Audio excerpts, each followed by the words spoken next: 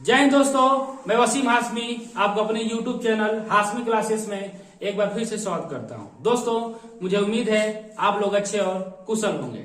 दोस्तों, आज मैं बिहार बोर्ड के 10वीं कक्षा के साइंस के ऑब्जेक्टिव प्रश्नों के साथ उपस्थित हुआ हूं, जो आपके आने वाले एग्जाम में बहुत ही महत्वपूर्ण है। तो दोस्तों, चलिए हम लोग पहले क्वेश्चन की तरफ चलते हैं। ये ऑब्जेक्टिव क्वेश्चन है, इसलिए आप लोग मेरे साथ बनाते रहिएगा।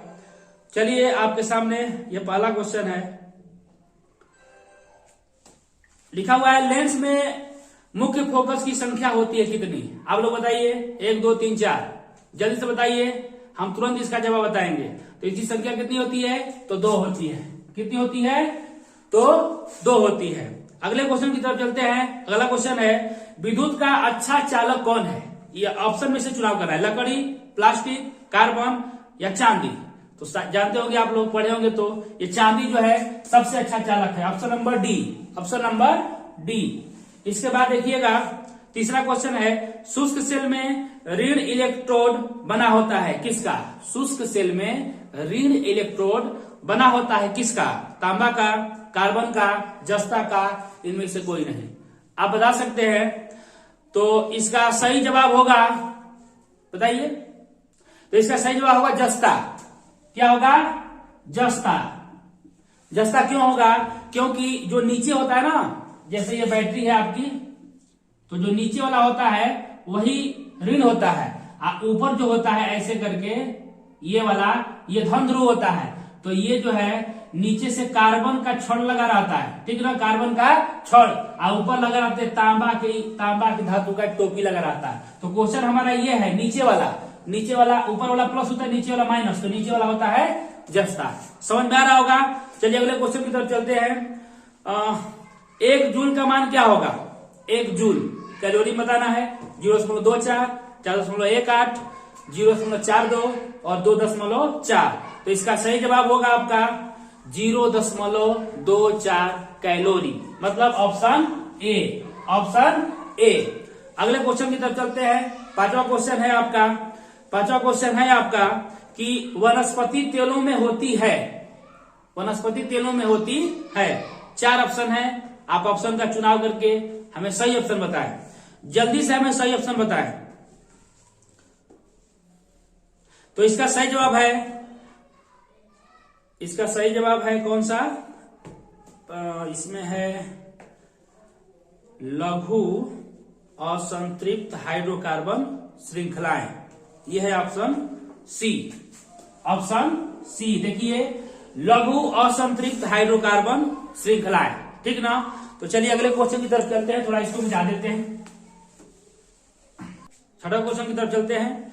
ब्यूटेन के कितने समावयवी संभव हैं? पहला 5, 2, 3, 4। बताइए। ब्यूटेन का पहले सूत्र पता है ना, C4H10। तो इसके कितने हैं?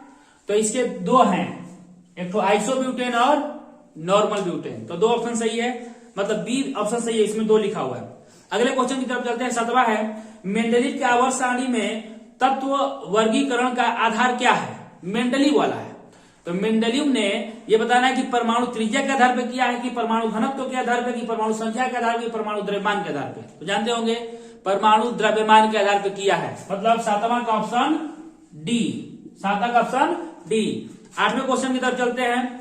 लिखा है कि अमोनिया के अणु में नाइट्रोजन एवं हाइड्रोजन के परमाणुओं की संख्या का अनुपात क्या होता है?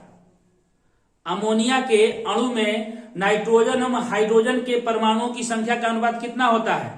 तो बताइए आप लोग। 3:1, 2:1, 1:2 और 1:3।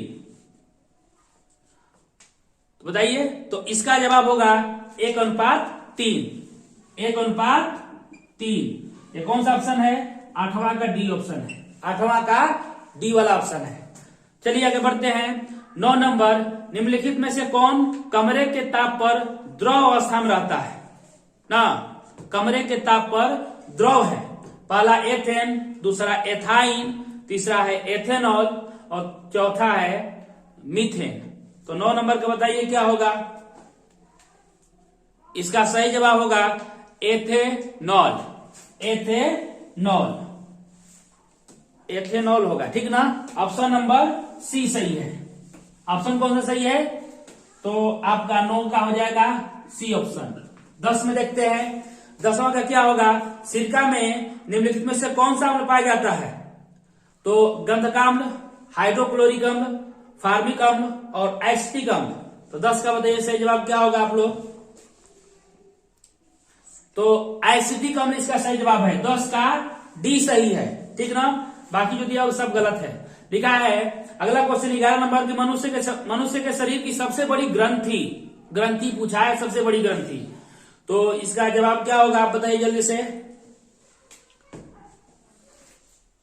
बताइए। तो ये है आपका 11 का डी, यकृत। क्या होगा? यकृत। हिंदी में यकृत, अंग्रेजी में इसको लीवर बोलते हैं। अब ये समझिए कि जो सबसे बड़ी ग्रंथि है वो है आपका यकृत, और सबसे क्या बोलते हैं कि ऐसी कौन सी ग्रंथि है जो अंतःस्रावी भी है और बाह्यस्रावी भी है? तो उसमें इसका एक जवाब होगा अग्न्याशय। कौन सा? अग्न्याशय, ठीक ना। इसमें हमने अलग से बताया है, अग्न्याशय जो जवाब है वो अंतःस्रावी ग्रंथि भी है और बाह्यस्रावी ग्रंथि भी है। तो चलिए 11 नंबर क्वेश्चन का जवाब है डी, यकृत। अगले क्वेश्चन की तरफ, शरीर का संतुलन बनाए रखता है कौन? 12 नंबर, शरीर का संतुलन कौन बनाए रखता है? तो उसका सही जवाब होगा आपका सेरिबेलम। सेरिबेलम 12 का कौन सा option? Option number A, option number A. अगले क्वेश्चन की तरफ 13वां हमारा क्वेश्चन है कि किशोरावस्था में होने वाले शारीरिक परिवर्तन का कारण क्या है? किशोरावस्था में होने वाले शारीरिक परिवर्तन का कारण क्या है? ऑप्शन ये है टेस्टोस्टेरोन, एस्ट्रोजन, थायरोक्सिन की। चौथा ऑप्शन है ए और बी दोनों। तो 13 का जवाब होगा क्या? तो ए और बी दोनों। 13 का होगा ए और बी दोनों, ठीक ना। अब चलते हैं 14वां नंबर क्वेश्चन की तरफ। मानव हृदय में कितने कोष्ठक होते हैं? कोष्ठ होते हैं बताइए। तो वो होते हैं आपके 4। वो होते हैं आपके 4। 14 का हो गया 4, मतलब कि option number B, option number B. अच्छा ये बताइए, आपसे क्वेश्चन पूछ रहे हैं, आप हमें कमेंट में बताएंगे कि मेढक के कितने हृदय में कितने कोष्ठक होते हैं, या आप हमें कमेंट में बताएंगे, ठीक ना। आगे बढ़ते हैं 15 नंबर, रक्त क्या है? रक्त क्या है? उत्तक है, कोशिका है, पदार्थ है, इनमें से कोई नहीं। तो जाहिर सी बात है रक्त क्या है? उत्तक है। 15 का हो गया ए, उत्तक है। 16, जीन शब्द किसने प्रस्तुत किया? जीन शब्द का मेंडल ने, डार्विन ने, जोहानसन ने, लैमार्क ने। तो बताइए। तो इस 16 का जवाब होगा आपका जोहानसन ने। ऑप्शन नंबर कौन सा है जोहानसन का? तो सी ऑप्शन है। आप इसको सही करें हमारे साथ और हमें कमेंट में बताएं कि आपने कितना स्कोर सही किया है। मेरे पास लगभग 80 प्रश्न है। 80 प्रश्न में से आपको कितने प्रश्न आ रहे हैं सही? 17 नंबर है, विद्युत चुंबक बनाने के लिए किस पदार्थ के छड़ का उपयोग होता है? विद्युत चुंबक बनाने के लिए किस पदार्थ के छड़ का उपयोग होता है? पहला है इस्पात, दूसरा है पीतल, तीसरा है नरम लोहा और चौथा है इनमें से कोई नहीं। तो जल्दी से बताइए 17 नंबर का जवाब क्या है? तो नरम लोहा, नरम लोहा, ये option number C, option number C. और अस्थायी चुंबक बनाने के लिए, अस्थायी चुंबक बनाने के लिए कौन सा? तो इस्पात का इस्तेमाल होता है, ठीक ना। 18 नंबर, जब किसी चालक तार से विद्युत धारा प्रवाहित होती है तो गतिशील कण क्या होता है? मतलब उसमें कौन गतिशील हो जाता है जब धारा प्रवाहित होती है? तो पहला ऑप्शन है परमाणु, दूसरा है आयन, तीसरा है प्रोटॉन और चौथा है इलेक्ट्रॉन। तो जाहिर सी बात है कि आप जानते होंगे इलेक्ट्रॉनों के सतत प्रवाह को ही विद्युत धारा कहते हैं। इसका सही जवाब क्या हो जाएगा? 18 का ऑप्शन नंबर डी। चलिए तो 19 नंबर देखते हैं। 19 कहाँ गया भाई? 19 आ जाओ। हाँ, ओम का नियम है निम्नलिखित में से कौन से है? ए है ऑप्शन, V बराबर IR, दूसरा है V बराबर आर स्क्वायर आई, v बराबर आई स्क्वायर आर, और सी डी है v बराबर आई प्लस आर। तो जैसी सी बात है, तो v बराबर 19 का ए ऑप्शन सही होगा, v बराबर आई आप जानते होंगे। चलिए आसान है ये। अब इसके बाद 20 नंबर क्वेश्चन है कि विभवांतर का SI मात्रक क्या है। विभवांतर का SI मात्रक क्या है? तो जूल, वाट, एम्पियर, वोल्ट, बताइए। तो आप जानते होंगे विभव का और विभवांतर का दोनों का एक ही मात्रक है, तो 20 का हो जाएगा जवाब आपका डी, वोल्ट। क्या हो जाएगा? वोल्ट। 24 नंबर, नहीं 21 नंबर। 21 नंबर है, निम्न में से कौन कार्बन के अपरूप है? कौन जो है कार्बन के अपरूप नहीं है? कार्बन के अपरूप नहीं है। तो ग्रेफाइट, हीरा, फुलेरिन, और चौथा ऑप्शन है कोयला। चौथा ऑप्शन है कोयला। तो जाहिर सी बात है कि आप जानते होंगे ग्रेफाइट, हीरा और फुलेरिन तो अपरूप है, कोयला नहीं है। तो इसका 21 का जवाब हो जाएगा ऑप्शन नंबर डी। अब 22 नंबर क्या है? 22 किधर गया भाई? 22 आ जाओ। 22, हाँ।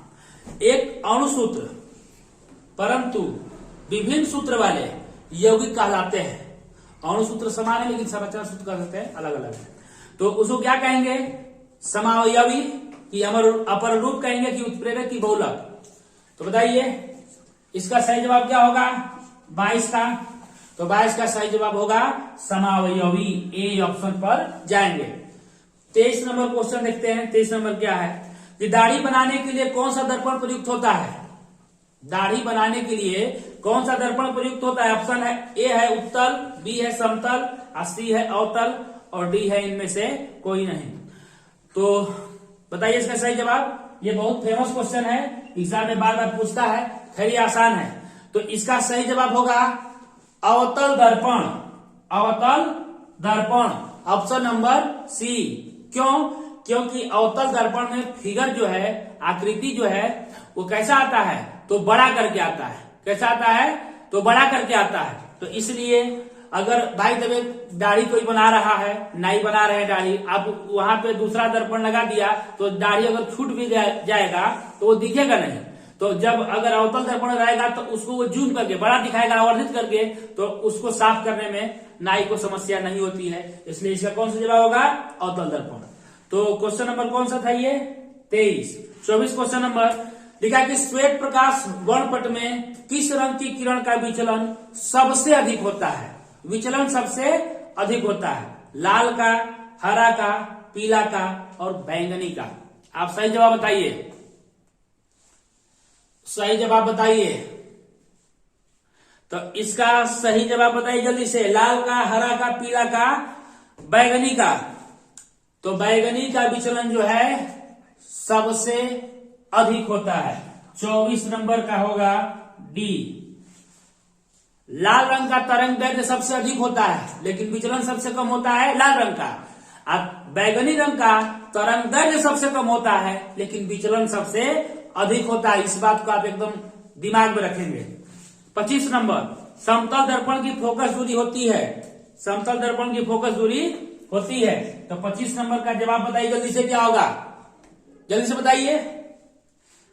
तो पहला ऑप्शन अनंत है, दूसरा शून्य है, तीसरा है 100 सेंटीमीटर और चौथा है 50 सेंटीमीटर। ये तो मजाक हो गया। सही जवाब क्या है? अनंत, ए ऑप्शन। इसकी कोई नहीं होती है, ठीक ना।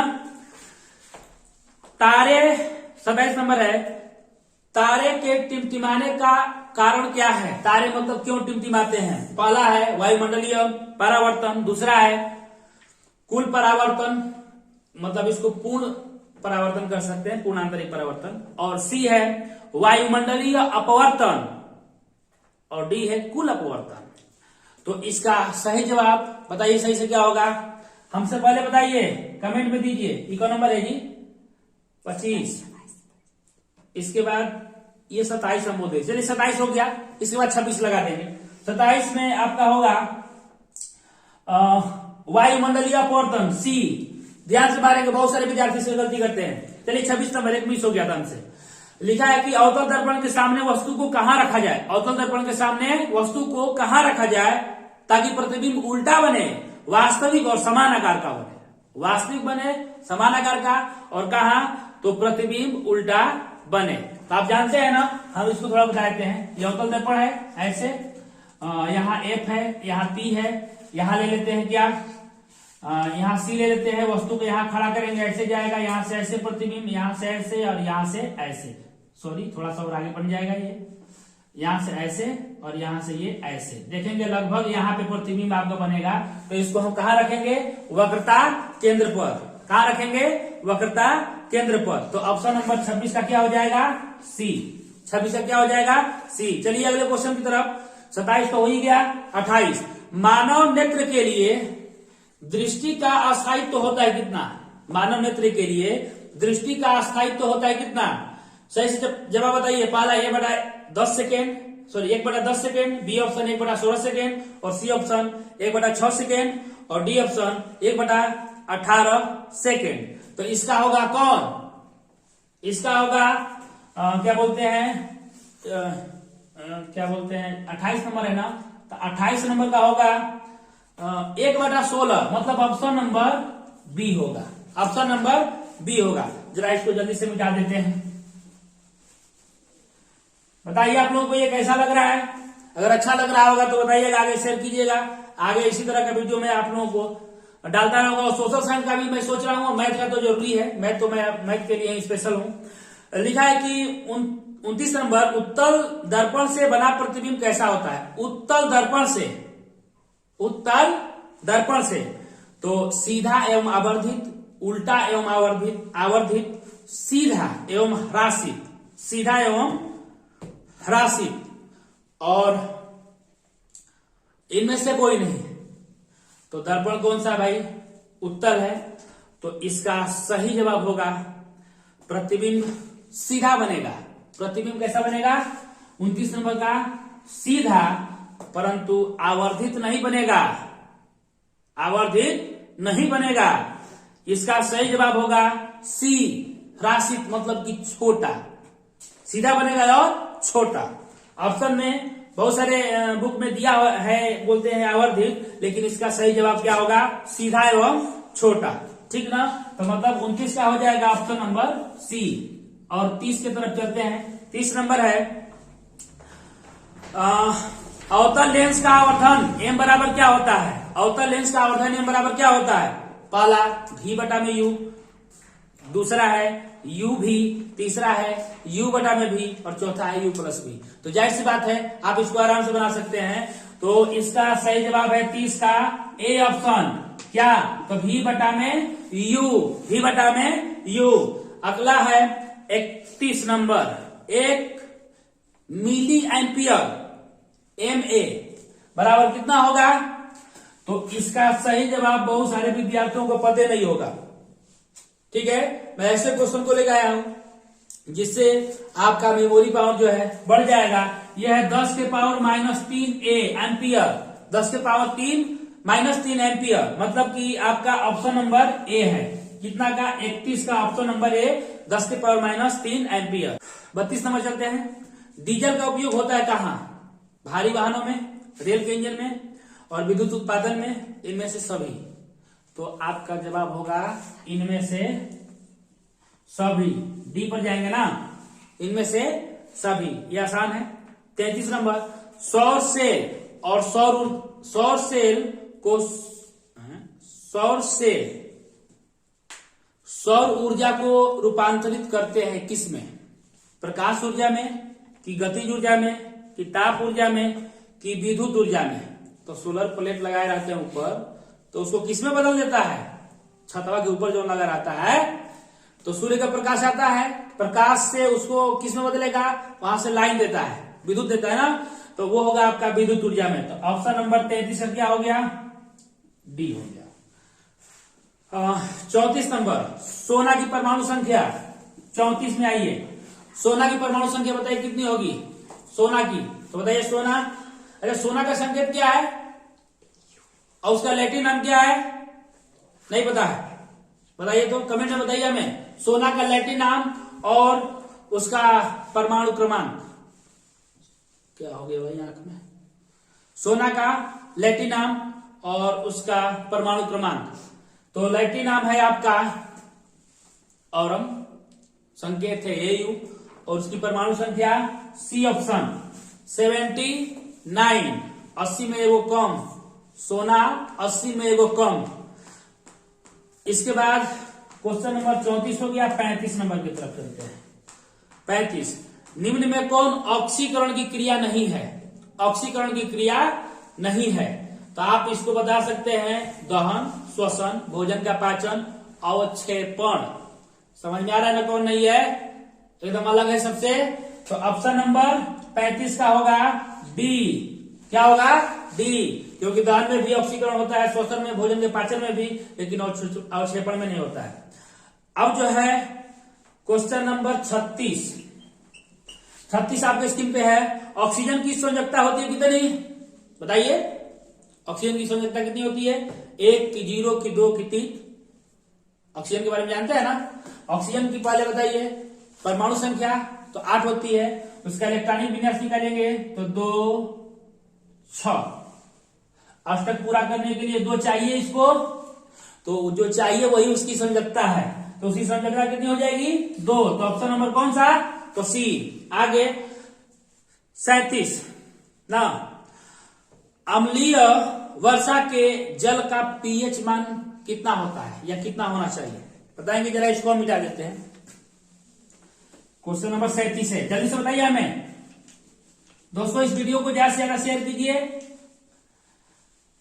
हमारे चैनल को सब्सक्राइब कीजिए, ठीक है। तो इसका होगा 5.6 से कम, मतलब ऑप्शन नंबर बी। कौन सा है? तो ये 37 है। कौन सा है? 37 है। 38 की तरफ, 38 है क्वेश्चन, बहुत ही फेमस, ये कंपटीशन एग्जाम में पूछता है। चींटी के दंत में कौन सा अम्ल पाया जाता है? तो इसका जवाब सभी लोग जानते होंगे, ठीक ना? इथेनोइक अम्ल, सिट्रिक अम्ल, मिथेनोइक अम्ल और फार्मिक अम्ल तो इसका सही जवाब क्या होगा? फार्मिक अम्ल। तो 38 नंबर इसका डी ऑप्शन, 38 का क्या होगा? डी। अब चलिए 39 नंबर देखते हैं कहां है। हाँ, यहां मेरा 39 लिखा है कि निम्नलिखित में से कौन सा संवहन उत्तक है? कौन सा संवहन उत्तक है? ठीक ना? तो संवहन उत्तक एपिडर्मिस, फ्लोएम, जाइलम और डी ऑप्शन देखने क्या है? बी एवं सी दोनों। तो आप बता सकते हैं कौन सा होगा? तो ऑप्शन नंबर डी, जाइलम और फ्लोएम दोनों। जाइलम फ्लोएम के बारे में जानते होंगे ना? तो इसका नंबर कौन सा ऑप्शन सही होगा? तो डी। तो चलिए अब 40 नंबर क्वेश्चन की तरफ चलते हैं। 40 है, प्रोटोजोआ उत्सर्जी पदार्थों का निष्कासन कैसे करता है? उत्सर्जी पदार्थों का निष्कासन कैसे करता है?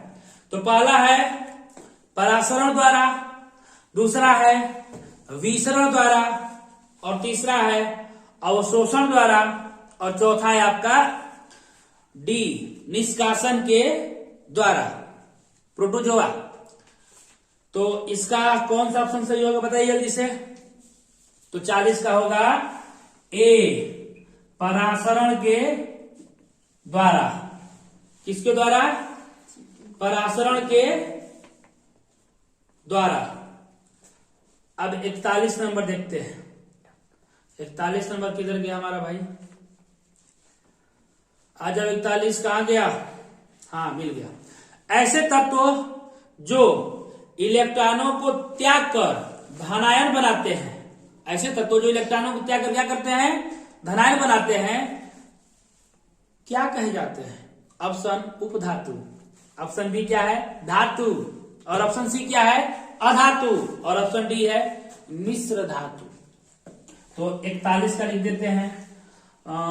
इसका सही जवाब है धातु, ऑप्शन नंबर बी। याद रखेंगे धातु और अधातु में एक अंतर।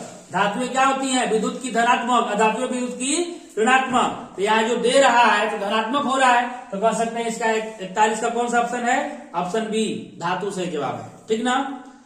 अब जो है 42 नंबर की तरफ चलते हैं। लोहे पर जिंक लेपित करने की क्रिया क्या कहते हैं?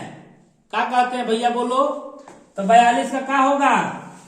42 का होगा आपका विद्युत लेपन करना, संचारण करना, गैल्वेनीकरण और विद्युत अपघटन।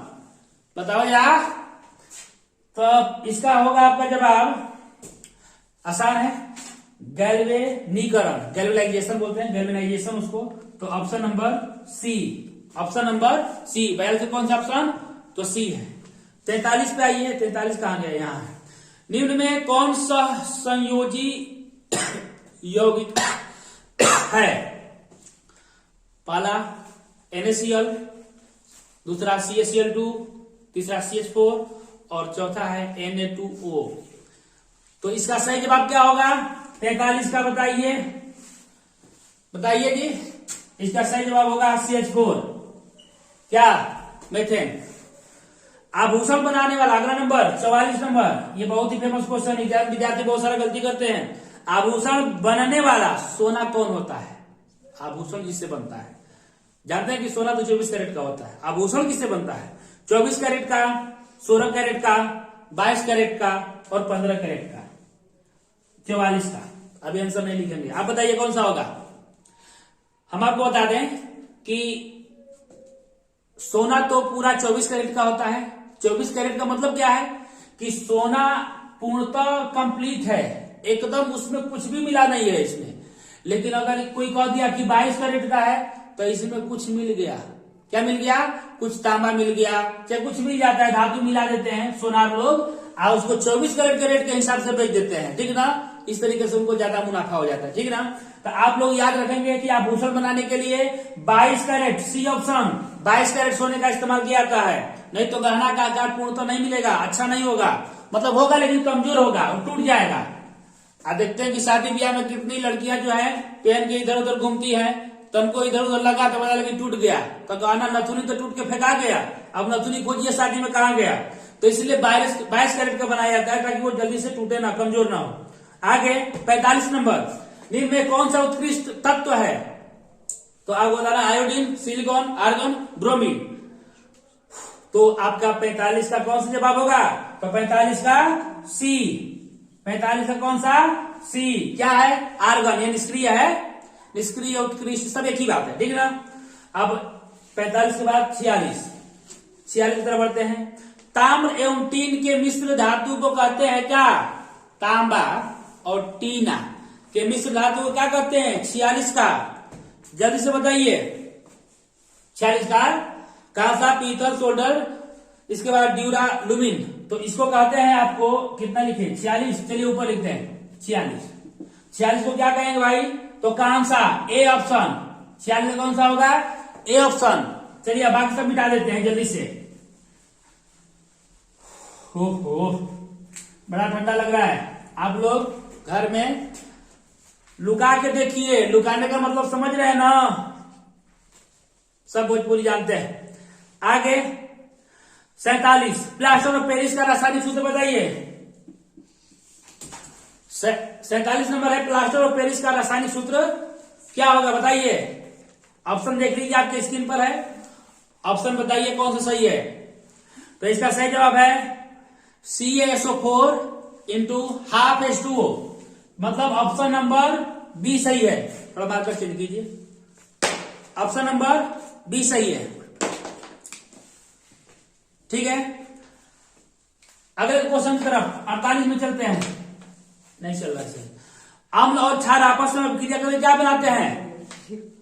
तो अम्ल और क्षार आपस में मिलेंगे तो बताओ क्या बनाएंगे? क्या बनाएंगे बताइए। प्रबल क्षार बनाएंगे, प्रबल अम्ल बनाएंगे, कि लवण बनाएंगे, कि क्षार बनाएंगे?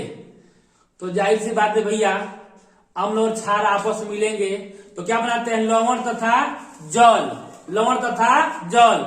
ऐसी अभिक्रिया को कौन अभिक्रिया कहते हैं? उदासीनीकरण कहते हैं। भूल गए क्या? उदासीनीकरण अभिक्रिया कहते हैं। तो लवण तथा जल बनाते हैं तो कहने का मतलब है 48 का हमारा सी ऑप्शन, लवण दिया है, जल नहीं दिया तो खोजेंगे थोड़े ना, ठीक ना। अब इसके बाद 49 नंबर है बुझा हुआ चूना। बुझा हुआ चूना का सूत्र बताना है। CaOH का whole twice CaO calcium oxide और CO3 कैल्शियम कार्बोनेट और Ca सिंपल कैल्शियम। तो अब इसका सही जवाब क्या होगा? चलिए, इसमें बहुत लड़कों को दिक्कत होता है, हम आपको बता देते हैं कि 49 का सही जवाब क्या होगा। जैसे ये है CaO, ये कली चूना है। क्या है? कली चूना या भखड़ा चूना कह सकते हैं ना, क्योंकि ये जो है इसमें पानी नहीं मिला होता है। आज जैसे ही इसमें पानी मिलाएंगे ना तो खूब खौलेगा, दाल नहीं, भात की तरह ये पकने लगेगा। जब पेंट उंट होता है ना तो देखेंगे इसी चूना का इस्तेमाल किया, तो उसमें जब पानी डालते हैं तो अभिक्रिया गर्म हो जाती है, मतलब पूरा पानी जो है वो कैसा हो जाता है, गर्म होकर उबलने लगता है। तो ये कली चूना है आपका, ठीक ना। और बुझा हुआ चूना का मतलब, बुझा का मतलब समझ रहे हैं, आग लगाए बुझा दीजिए, पानी डाल देंगे, तो जब पानी डाल देंगे तो हो जाएगा CaOH का होल ट्वाइस। CaOH का होल ट्वाइस मतलब कैल्शियम हाइड्रोक्साइड। जल का सूत्र जानते हैं ना, H2O। तो देखो इसमें H आ गया, मतलब ये है कि पानी डाल के इसको बुझा दिया गया, तो इसको कहेंगे बुझा हुआ चूना। समझ में आया होगा? तो इसका सही से जवाब होगा, सही जवाब आपका 49 का A ऑप्शन बुझा हुआ चूना, ठीक ना। वो होगा calcium hydroxide. Question number 50। Question number 50 है विद्युत बल्ब का फिलामेंट निम्नलिखित में से किस धातु का बना होता है? बहुत ही आसान है, इसमें जरा समझ, नाइक्रोम, बी ऑप्शन, ठीक है। उसके बाद 51 नंबर, 51 में अमीटर का प्रतिरोध होता है, छोटा होता है कि बड़ा होता है कि बहुत छोटा, कि में से कोई नहीं, कौन होगा? तो बहुत छोटा, मतलब ए ऑप्शन छोटा। क्वेश्चन नंबर 52 किधर गया? भागो नहीं, अभी तुम्हारा काम आया है। 52, हाँ। विद्युत बल्ब का फिलामेंट निम्नलिखित में से किस धातु का बना होता है? आसान है ये, सभी विद्यार्थियों को पता होगा। तांबा, नाइक्रोम, सीसा, टंगस्टन। बताइए। 52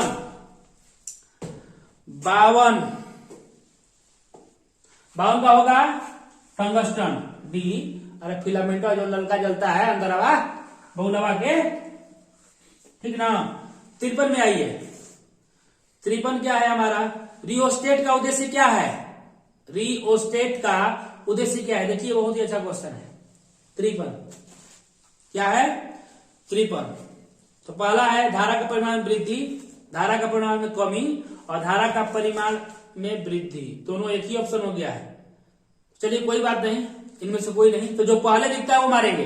तो ऑप्शन इसका ए सही है, ऑप्शन ए सही है। 53 का क्या होगा? ए ऑप्शन, धारा का परिमाण में वृद्धि।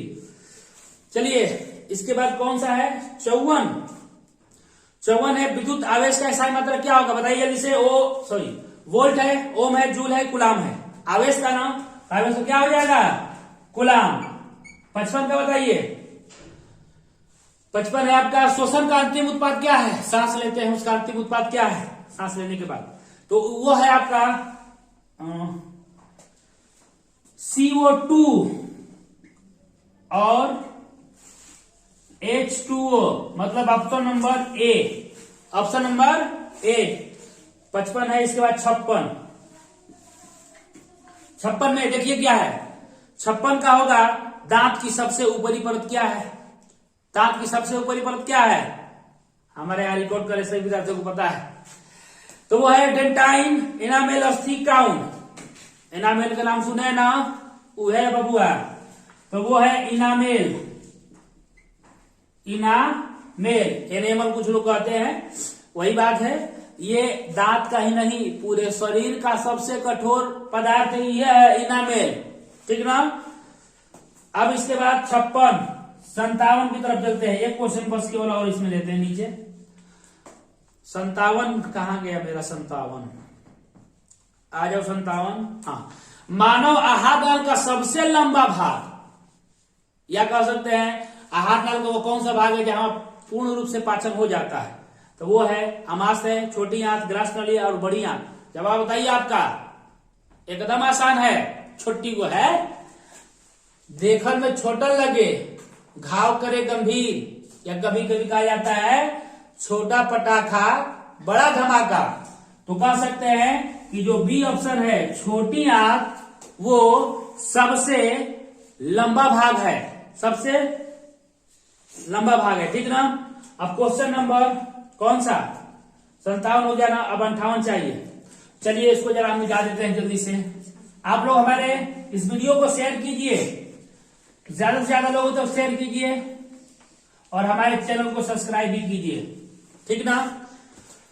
58 नंबर, परागकण निम्नलिखित में से किसके अंदर बनते हैं?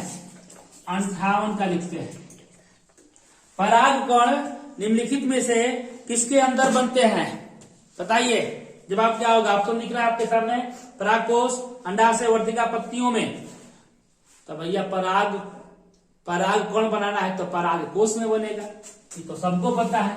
अब इतने बुड़बक तो है नहीं हमारे विद्यार्थी है। तो चलिए 59, चालनी नलिकाएं पाई जाती हैं। ये क्वेश्चन बहुत महत्वपूर्ण है, कॉम्पिटिशन में पूछता है।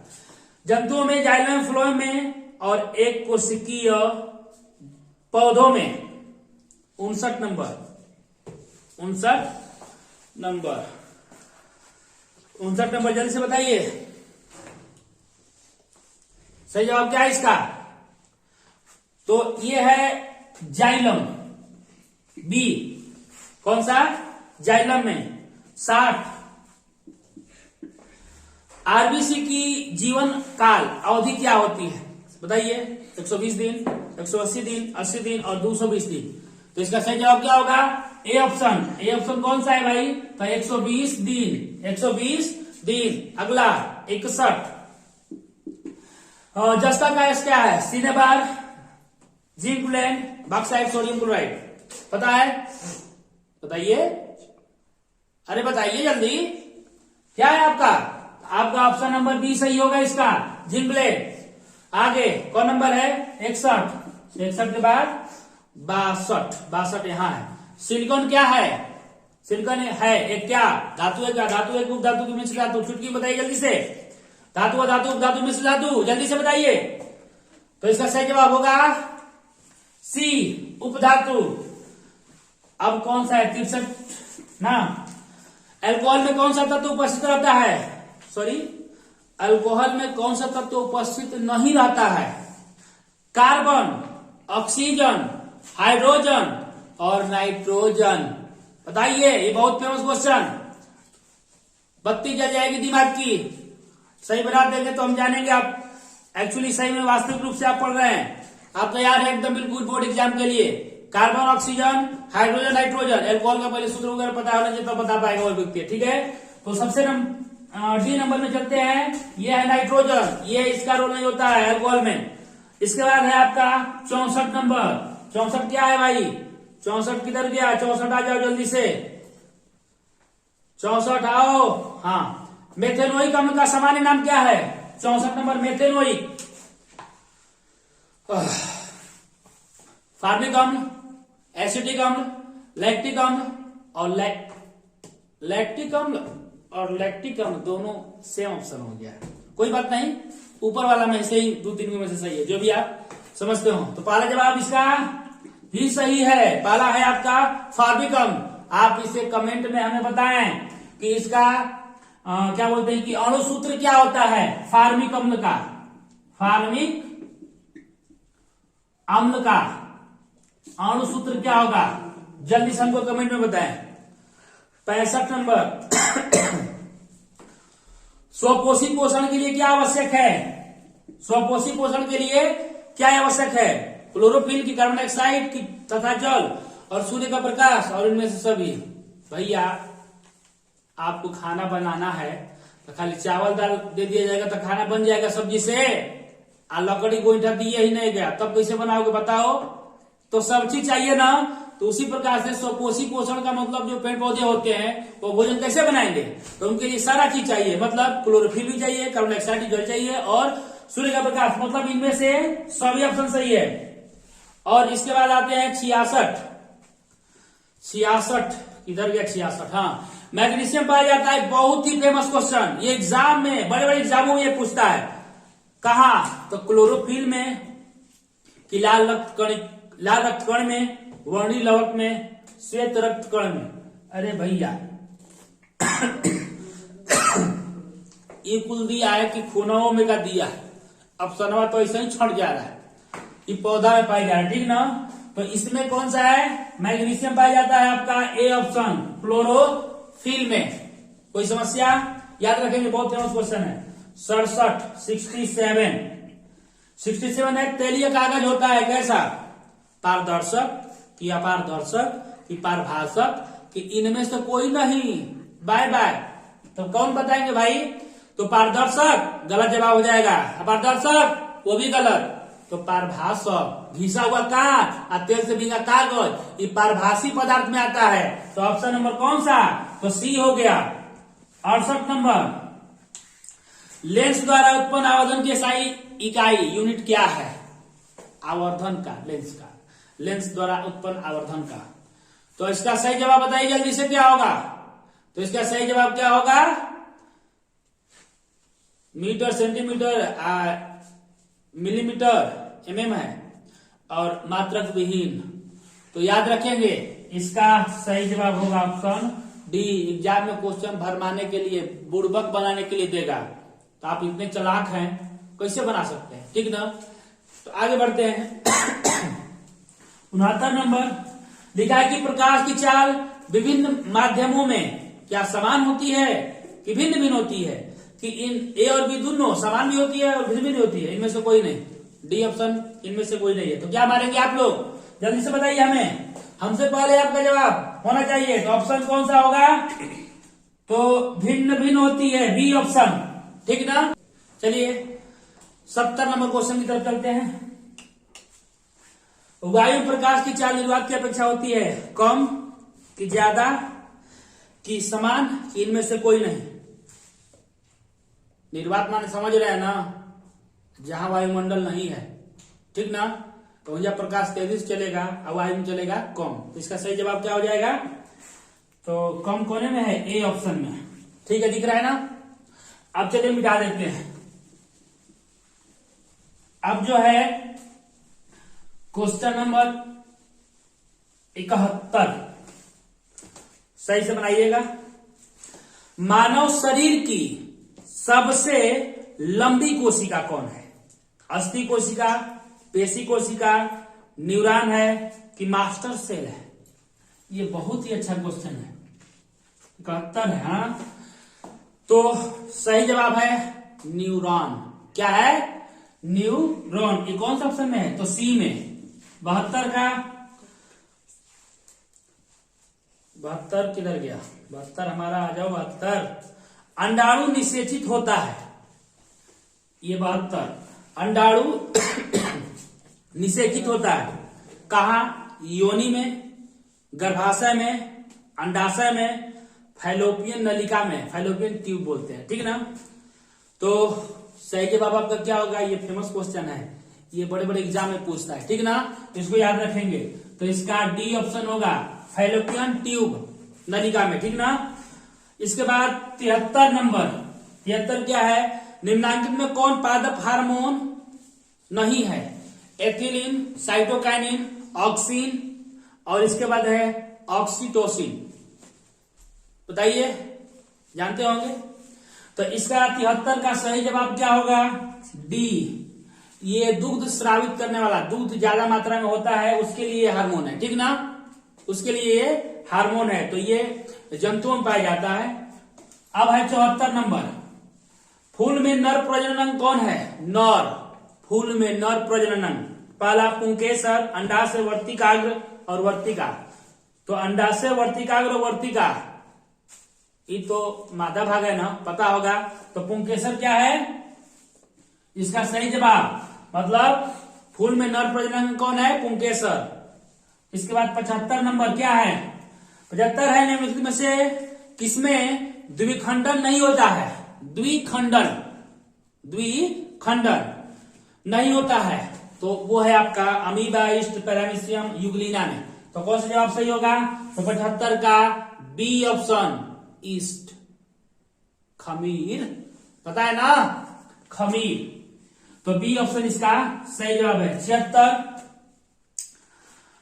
76 पारिस्थितिकी तंत्र में ऊर्जा का स्रोत है कौन? वायु, सूर्य का प्रकाश, वर्षा जल, मिट्टी। तो सही जवाब क्या होगा आप लोग बताइए? तो 76 का होगा बी ऑप्शन, ठीक ना? 76 का होगा बी, सूर्य का प्रकाश। अगले क्वेश्चन की तरफ, निम्न में से किसमें द्विखंडन नहीं होता है? ये तो हो गया, कौन था? 75 था ना। अब जाइए 77 किधर गया भाई? 77 आ जाओ, क्वेश्चन का सीरीज थोड़ा गड़बड़ हो गया है। लिखा है 77 में निम्नलिखित में से किसे अनुवांशिकी का पिता कहा जाता है? अनुवांशिकी का पिता ना, Charles Darwin, Gregor John Mendel, Lamarck और वाइसमान। तो इसका सही जवाब क्या होगा? बहुत लोग जाते होंगे डार्विन पर भी जाएंगे, लामार्क पर भी जाएंगे, लेकिन इसका सही जवाब Gregor John Mendel. Gregor John Mendel साहब हैं। 77 का बी ऑप्शन। आप पूछ देगा एग्जाम में क्या कि बताइए कि ग्रेगर जॉन मेंडल ने सबसे पहले किसका मतलब किसका बीज पर जो है टेस्ट किया था? तो उसका जवाब क्या होगा? मटर। कौन सी होगी? मटर। खाने वाला, अरे फुचका में खाते नहीं है, फुचका में कभी कभी मटर भी देता है। अब तो दाल भी दे रहा है उसका ना, दाल नहीं सॉरी चना देता है। अब है 77 के बाद, हरे पौधे कहलाते हैं क्या? उत्पादक, उपभोक्ता, अपघटक, इनमें से कोई नहीं। इनमें से कोई नहीं, तो इनमें से कोई नहीं थोड़े ना होगा। इसका सही जवाब क्या होगा? चुटकी में बताइए। इसका जवाब होगा ए, उत्पादक। इसके बाद 79 क्या है भाई? 79। हाँ, नर युग्मक में गुणसूत्र की संख्या कितनी होती है? सही जवाब बताइए। 22 होगी कि 23 की 24 की 11 तो साफ गया गुजरा है। तो इसका सही जवाब होगा 23, क्योंकि उसमें 23 जोड़ी होती है। और आपका ये अंतिम क्वेश्चन 80, ओजोन परत पाई जाती है कहां ओजोन परत पाई जाती है? इसका सब अंग्रेजी नाम है स्ट्रेटोस्फियर, एक्सोस्फियर, आयनोस्फियर और ट्रापोस्फियर। तो इसका सही जवाब होगा समताप मंडल। यह है स्ट्रोस्फियर। Option number A. तो दोस्तों, आज का हमारा ये सेशन कैसा रहा आप लोग हमें कमेंट में बताएं। हमारे चैनल को सब्सक्राइब करें और हमारा वीडियो दूर दूर तक पहुंचाएं, शेयर करें। मैं आगे से इसी तरह का वीडियो कभी साइंस का, कभी मैथ का और कभी सोशल साइंस के साथ भी उपस्थित रहूंगा। तो आप हमारे इस वीडियो को ज्यादा से ज्यादा शेयर करें और कमेंट में हमें बताएं कौन क्वेश्चन सबसे ज्यादा आपको अच्छा लगा। तो चलते हैं। जय हिंद, हिंदुस्तान जिंदाबाद।